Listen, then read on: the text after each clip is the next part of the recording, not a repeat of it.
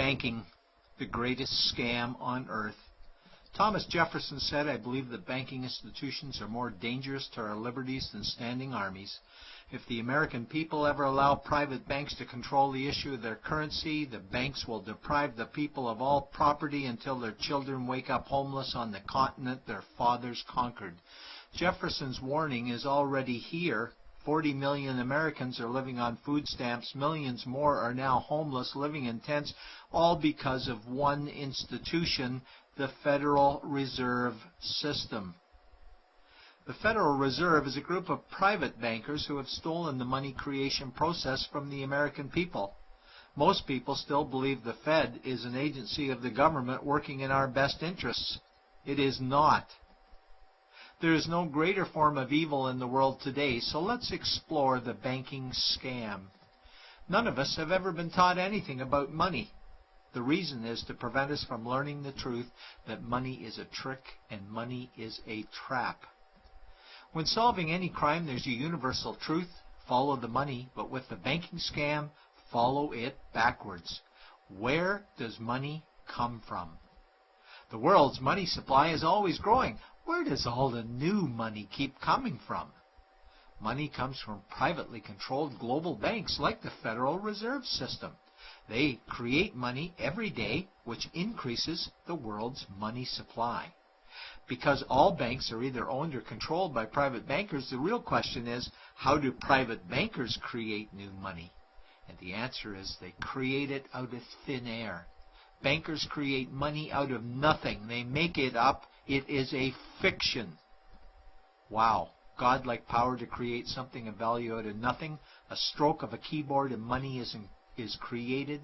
In fact, only 3% of the world's money is even in the form of bills and coins, which means 97% of all money in the world is just numbers typed on a computer screen. This is part one of the banking scam. Money is created out of nothing. The second part of the scam is this phony money is issued as debt. What is debt exactly? Well, when you consider we work our whole lives to pay it off, you could say debt is slavery. But whose debt is this phony money? It's our debt, all of it. It's our debt when we use credit cards, we get student loans, borrow money for mortgages, all bank borrowing. And it's our debt again when the government borrows, which is each and every day. In today's world, money is debt and debt is money, and don't forget the interest charges. Money equals debt and debt equals slavery, therefore money equals slavery. Our monetary system is a carefully concealed system of slavery. Why? Because our government can create the same money for free with no interest charges, just like they used to, as the Founding Fathers designed it inside the United States Constitution for our protection against private bankers. The third part of the banking scam is very evil. When bankers create money from nothing and issue it as debt, they only create the principal portion of the debt. They do not create the money for the future interest payments. There is not enough money in existence for all of us to make our interest payments. In fact, our money creation system is even mathematically impossible. Money issued by the banks, principal debt, does not equal the money demanded back to the banks, principal plus interest. We are forced to play a game of musical chairs to see who can make their debt repayments. This guarantees a world of bankruptcy, competition, and scarcity of money. For example, we go to the bank to borrow money for a house, let's say $100,000. The moment we sign the loan document, the bank creates the money out of thin air. A $100,000 debit gets registered for us and a $100,000 secured credit for them. Then one of two things happens. Either we give the bank 30 years of labor making house payments totaling $300,000 for the original $100,000 we borrowed, or the bank takes our house. The bankers get either our labor for life or our house, and often they get both, all from money created out of thin air and issued as debt, for money made out of nothing. This is why all the bankers end up with all the assets. The fourth part of the banking scam is inflation. People think inflation is prices and costs increase.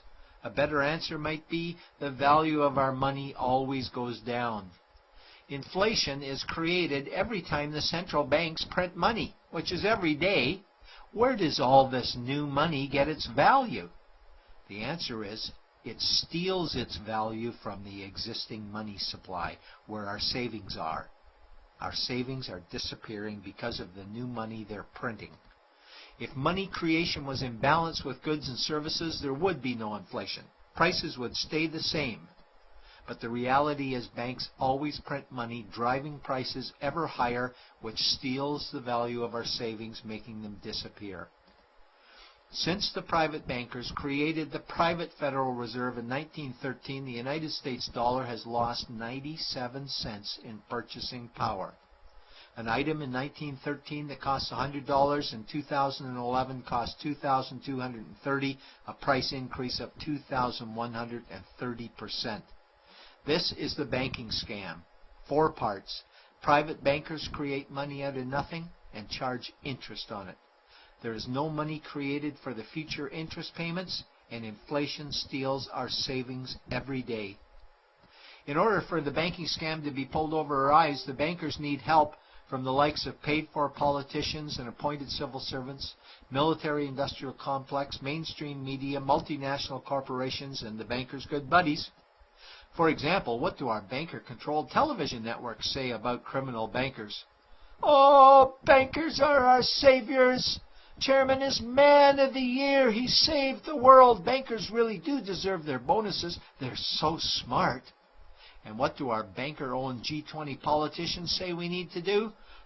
That we must save our banking system, and now we need austerity measures, like increasing existing taxes and bringing in new taxes, cutting our social programs, including education and health care, stealing from our pension plans while increasing the retirement age, keeping us working for more years at lower wages while placing our children and grandchildren in debt and servitude for their future lives.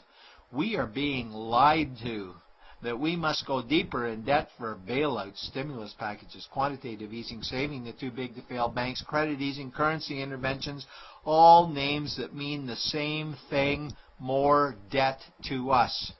Is it not strange that the solution to too much debt is always more debt to us? And where is all this money going? It's going to the banks and to the bankers. They are stealing our money right now. 0.1% of the world's population owns 2/3 of the world's wealth.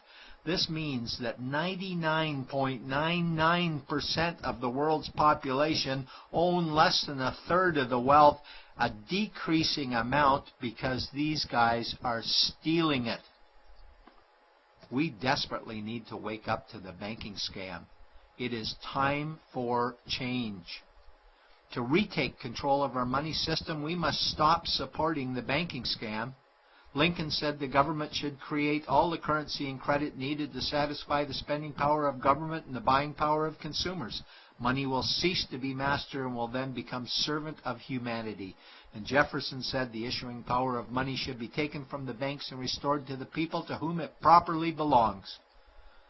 It's a pyramid scheme, and we, the people, are the bottom layers of the banking pyramid. Without our support, the banking scam collapses. We have to do it ourselves. Wake up, get active, wake others, remove our money from the bank. Buy gold and silver coins. Get out of debt, rip up your credit cards. These actions will bring down the banking scam.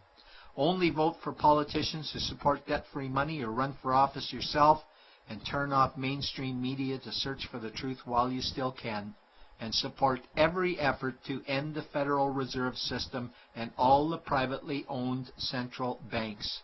Let's bring these criminals to justice to get our money and our countries back before it's too late.